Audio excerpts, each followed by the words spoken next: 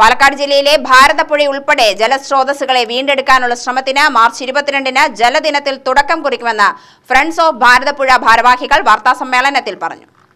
ജലസംരക്ഷണവുമായി പഠനങ്ങൾ ഏറെയുണ്ടെങ്കിലും പ്രവൃത്തികൾ നടക്കാത്തത് ദൂരവ്യാപകമായ പ്രത്യാഘാതമുണ്ടാക്കുമെന്ന് friends of Bharathappuzha general secretary Vinod M Nambiar വാർത്താസമ്മേളനത്തിൽ പറഞ്ഞു.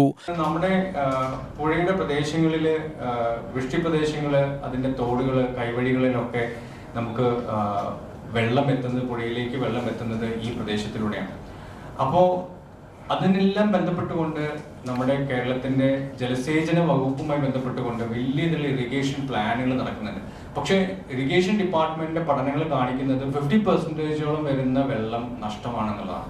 അതായത് ഇവിടുന്ന് പലമ്പുഴയിൽ നിന്ന് കനാൽ വഴി കൊണ്ടുപോകുന്ന വെള്ളം ഈ ഉദ്ദേശിച്ച സ്ഥലത്തേക്ക് എത്തുമ്പോഴേക്കും അവർക്ക് 50% നഷ്ടം പുഴയിൽ ഈ കനാൽ സിസ്റ്റത്തിൽ വരുന്നുണ്ട്.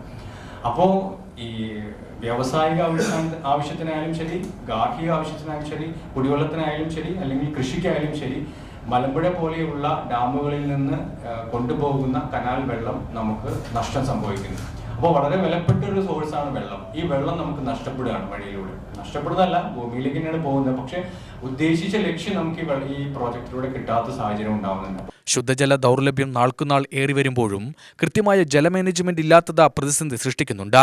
ജില്ലയിലെ പരമ്പരാഗത കുളങ്ങളും കിണറുകളും നികത്തപ്പെട്ടതും നഗര വ്യവസായ ഗാർഹിക മാലിന്യങ്ങൾ കൈവഴികളിലൂടെ ജലസ്രോതസ്സുകളിലേക്ക് എത്തുന്നതും നിയന്ത്രിക്കാനാവുന്നില്ല. കൈവഴികളുടെ ചോഷണവും നികത്തലും ജലം ലക്ഷ്യത്തിലേക്ക് എത്തുന്നതിന് മുൻപ് 15% നഷ്ടമാവുന്നതിനിടയാക്കുന്നുണ്ട്. ഡാം പ്രദേശത്തെ നിയന്ത്രിത മേഖലകളിൽ ഉൾപ്പെടെ മാലിന്യം നിക്ഷേപിക്കുന്നതിന് നിയന്ത്രണം ഏർപ്പെടുത്താനും കഴിയുന്നില്ല. പരമ്പരാഗത ജലസ്രോതസ്സുകളെ വീണ്ടെടുത്ത് ഡാമുകളും പുഴകളും സംരക്ഷിക്കാനായില്ലെങ്കിൽ ഗുരുതര പ്രതിസന്ധി സമകാലത്തു തന്നെ രൂപപ്പെടും.